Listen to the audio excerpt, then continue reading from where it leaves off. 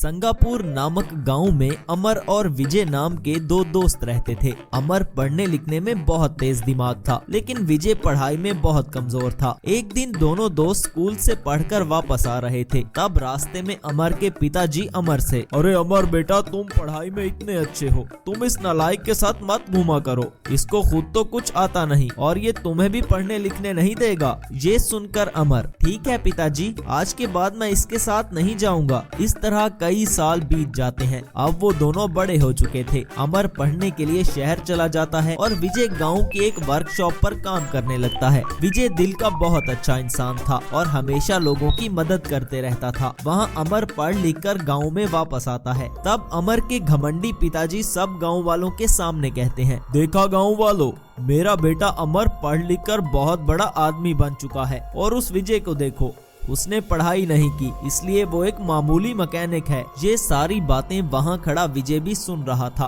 तब एक गांव वाले ने कहा, अरे सेठ जी, हमारा विजय एक मैकेनिक है तो क्या हुआ, वो बहुत अच्छा इंसान है और वो सब गांव वालों की मदद करता है। ये सुनकर अमर के पिताजी, अरे सिर्फ अच्छा इंसान होने से कुछ नहीं होता, इसने अपनी जिंदगी में किया ही क्या है सिवाय लोगों की गाड़ियाँ ठीक करने के। और मेरा बेटा अमर एक मैकेनिकल इंजीनियर बन चुका है, कहाँ मेरा बेटा और कहाँ वो मामूली मैकेनिक। ऐसा सुनकर तो गांव वाले भी विजय पर हंसने लगते हैं। तब विजय निराश होकर वहां से चला जाता है। अमर एक अच्छा इंसान था और वो अपने पिताजी से कहता है, पिताजी, इतना घमंड अच्छी बात नहीं। आपके कहने पर मैंने बचपन में विजय से अपनी दोस्ती खत्म की थी। विजय नहीं पढ़ पाया तो क्या हुआ, वो अपना काम तो कर रहा है और उसे अपना काम करने दीजिए। वहाँ बेचारा विजय बहुत ही निराश था और वो अपने घर जाकर सोचता है, मैंने आज तक किसी को कुछ नहीं कहा, हमेशा इन गांव वालों की मदद की और आज वो इस प्रताप के कहने पर मुझ पर हंस रहे हैं। बस अब बहुत हो चुका, मैं इन गांव वालों से अपने अपमान का बदला जरूर लूंगा। गांव के पास ही एक बड़ा सा जंगल था। वहाँ एक स्वामी जी रहते थे। विजय उन स्वामी जी के पास जाता है और दिन रात उनकी सेवा करने लगता है और स्वामी जी का भक्त बन जाता है। एक दिन स्वामी जी विजय की सेवा से बहुत ही खुश होते हैं और कहते हैं, बेटा, तुमने दिन रात मेरी सेवा की है, आज मांगो, मुझसे क्या मांगते हो। ये सुनकर विजय स्वामी जी को गांव वालों के बारे में सारी बात बता देता है और कहता है, स्वामी जी, मैंने इन गांव वालों की दिन रात सेवा की, फिर भी उन्होंने मुझे ये सिला दिया। मैं उनको सबक सिखाना चाहता हूँ। मेरा इस दुनिया में कोई नहीं है और वो सब गांव वाले इकट्ठा होकर मेरे खिलाफ हो जाते हैं। ये सब सुनकर स्वामी जी को भी बहुत गुस्सा आता है। तब वो वहाँ एक वाटरमेलन रोबोट को प्रकट करते हैं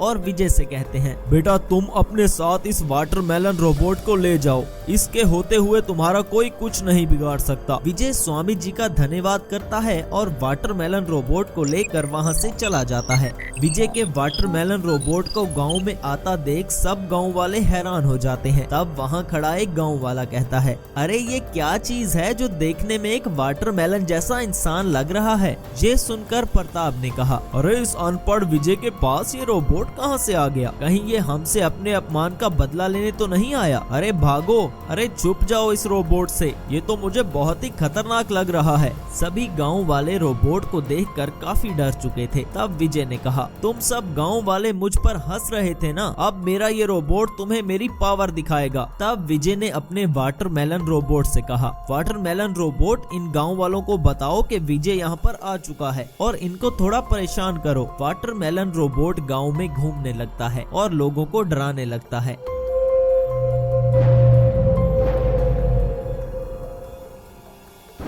ये देखकर एक गांव वाला पुलिस को कॉल करके कहता है, हेलो पुलिस, हमारे गांव में एक रोबोट आकर हमें परेशान कर रहा है, आप जल्दी आकर हमें बचा लो। उस वाटरमेलन रोबोट को रोकने के लिए पुलिस भी वहां पर आती है, लेकिन वो रोबोट पुलिस के काबू में नहीं आता। ये सब देख विजय बहुत खुश होते रहता है और कहता है, हा हा हा, अब मैं इस गाँव पर राज करूंगा, अब मेरा कोई कुछ नहीं बिगाड़ सकता। इस बात से सभी गाँव वाले काफी परेशान थे, इसलिए सब गाँव वाले प्रताप प्रताप के पास आते हैं और कहते हैं, अरे देखो प्रताप, ये सब तुम्हारी वजह से हो रहा है। विजय तो बहुत ही अच्छा इंसान था और वो लोगों की मदद करता था, लेकिन तुमने कहा कि वो एक अनपढ़ है, इसलिए अब वो लोगों की मदद करने की बजाय गाँव वालों को नुकसान पहुँचा रहा है। तुमने कहा था ना कि मेरा बेटा बहुत पढ़ा लिखा है। अब तुम अपने बेटे के पास जाओ और उसे हमारी मदद के लिए कहो। अब बस वही हमें इस मुसीबत से बचा सकता है। प्रताप अपने बेटे अमर के पास आता है और उसे विजय के बारे में सारा कुछ बता देता है।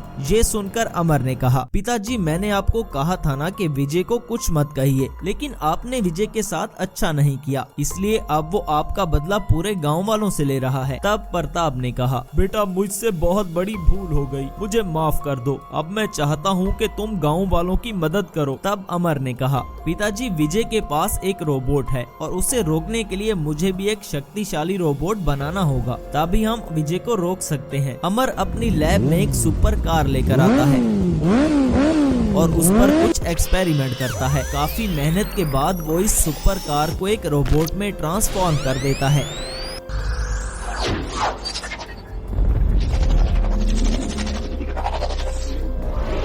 और उसमें एक चिप भी लगाता है, जिससे वो रोबोट एक्टिवेट हो जाता है।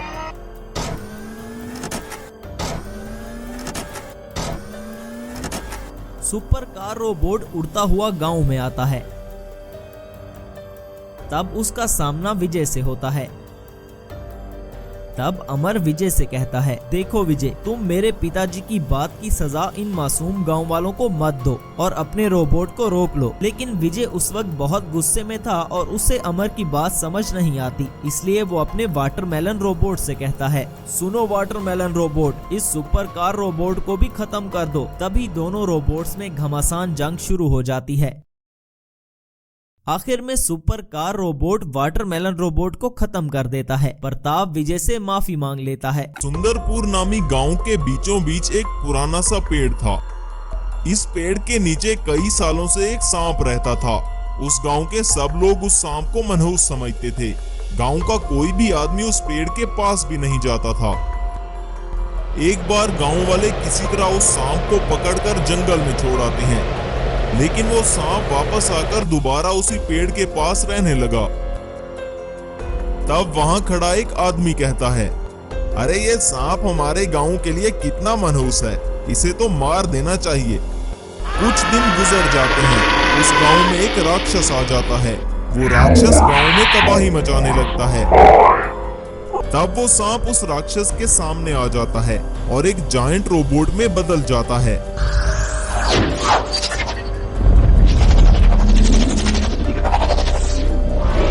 ये देखकर सब गांव वाले हैरान हो जाते हैं।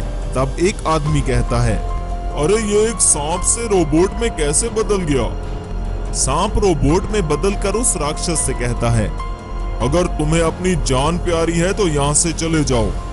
ये सुनकर राक्षस कहता है, तुम कौन हो और मेरे रास्ते में क्यों आ रहे हो? तब वो रोबोट कहता है, मैं इस गांव का रक्षक हूँ। ये सुनकर राक्षस को बहुत गुस्सा आता है और वो इस गांव के रक्षक ट्रक रोबोट पर हमला कर देता है। थोड़ी ही देर बाद वो राक्षस ट्रक रोबोट के सामने कमजोर होने लगता है, इसलिए वो राक्षस अपनी जान बचाकर वहां से भाग जाता है। फिर से वो ट्रक रोबोट अपने असली रूप में बदल जाता है। असल में वो एक जादूगर था। सांप को एक रोबोट में और रोबोट को एक जादूगर के रूप में बदलता देखकर गांव के सब लोग बहुत डर जाते हैं। तब गांव का सरपंच डरते डरते जादूगर के पास आता है और कहता है, अरे आखिर तुम कौन हो? कभी तुम सांप बन जाते हो तो कभी रोबोट और अब एक जादूगर। असल में क्या तुम इंसान हो या कोई भूत? ये सुनकर जादूगर ने कहा, मैं एक जादूगर हूँ। कुछ साल पहले मुझे एक बुरे जादूगर ने एक सांप में बदल दिया था और अब इस बुरे जादूगर ने इस गांव को तबाह करने के लिए राक्षस को भेजा था, इसलिए मैं एक ट्रक रोबोट में बदल गया। मैंने आप सब लोगों की मदद की, इस राक्षस को मार भगाया, इसलिए अब मैं अपने असली रूप में वापस आ गया हूँ और अब मैं इसी गांव में रहकर इस गांव के लोगों की हिफाजत करना चाहता हूँ। ये सुनकर गांव का सरपंच कहता है, क्यों नहीं, तुम एक अच्छे जादूगर हो, तुमने हम सब की मदद की है, और अब तुम इसी गांव को ही अपना गांव समझो। अब तुम इस गांव में हमेशा हमेशा के लिए रह सकते हो। ये सुनकर जादूगर बहुत खुश हो जाता है और कहता है, मैं शपथ लेता हूँ कि हमेशा इस गांव के लोगों की हिफाजत करूंगा। इस बात का पता बुरे जादूगर को चलता है और वो कहता है, अच्छा, तो अब वो अच्छा जादूगर अपने असली रूप में आ चुका है और उसने मेरे भेजे हुए राक्षस को भी वहां से भगा डाला। वो अच्छा जादूगर गांव वालों की रक्षा कर रहा है। अब मैं इस गांव के लोगों को जिंदा नहीं छोड़ूंगा और उस जादूगर को भी मार डालूंगा। हमें उस अच्छे जादूगर के पास जाना चाहिए और उसे ये सारी बात बतानी चाहिए। हाँ, तुम ठीक कह रहे हो। अब वही जादूगर ही हमारी मदद कर सकता है। तब गांव के कुछ आदमी उस अच्छे जादूगर के पास जाते हैं। जादूगर सभी गांव वालों को परेशान देखकर कहता है, क्या हुआ गांव वालों, मुझे तुम सब बहुत परेशान लग रहे हो। सब कुछ ठीक तो है ना? ये सुनकर गांव का धनवान कहता है, हमारे गांव का जो भी आदमी पास वाले जंगल में जाता है वो वापस नहीं आता, बल्कि वो गायब हो जाता है। मुझे तो लगता है वो बुरा जादूगर पास वाले जंगल में आकर हमारे गांव के लोगों को मार रहा है, इसलिए हम सब लोग बहुत परेशान हैं। मैंने कुछ लोग जंगल में भेजे थे, वो भी अभी तक वापस नहीं आए। अब हम चाहते हैं कि आप हमारी मदद करें। ये सुनकर जादूगर धनवान से कहता है, आप लोग फिक्र मत करें, मैं खुद जंगल में जाकर देखता हूँ। अगर वो बुरा जादूगर मुझे इस बार मिला तो मैं उसे जिंदा नहीं छोड़ूंगा और उसे हमेशा हमेशा के लिए खत्म कर दूंगा। तब वो अच्छा जादूगर जंगल में जाता है और उस बुरे जादूगर को ढूंढने लगता है। लेकिन ये भी उस बुरे जादूगर की चाल थी। वो अच्छे जादूगर को जंगल में भेजकर खुद गांव में आ जाता है। तब वो एक जादूगर से 5 सर वाले खौफनाक राक्षस में बदल जाता है। ये देखकर गांव के सभी लोग बहुत डर जाते हैं और वहां से भागने लगते हैं। 5 हेडेड मॉन्स्टर पूरे गांव में तबाही मचा देता है। वो अच्छे जादूगर के घर को भी तोड़ देता है। पूरे गांव में तबाही मचाने के बाद वहां से चला जाता है। अच्छा जादूगर गांव में वापस आता है तो सारे गांव को इस हालत में देखकर हैरान हो जाता है और एक आदमी से पूछता है, अरे ये सब किसने किया है? तब वो आदमी जादूगर को बताता है, वो बुरा जादूगर इस गांव में आया था, आप यहाँ पर नहीं थे, इसलिए उसने आपके घर को भी तोड़ डाला और सब लोगों को मारने लगा। तब उस अच्छे जादूगर को बहुत गुस्सा आता है और वो एक ट्रक रोबोट में बदलकर जंगल की तरफ आता है। 5 हेडेड मॉन्स्टर ट्रक रोबोट के सामने आ जाता है। अच्छा जादूगर 5 हेडेड मॉन्स्टर को मार डालता है। अच्छा जादूगर फिर से एक इंसान के रूप में वापस आ चुका था। वो फिर से गांव में अपना एक घर बनाता है।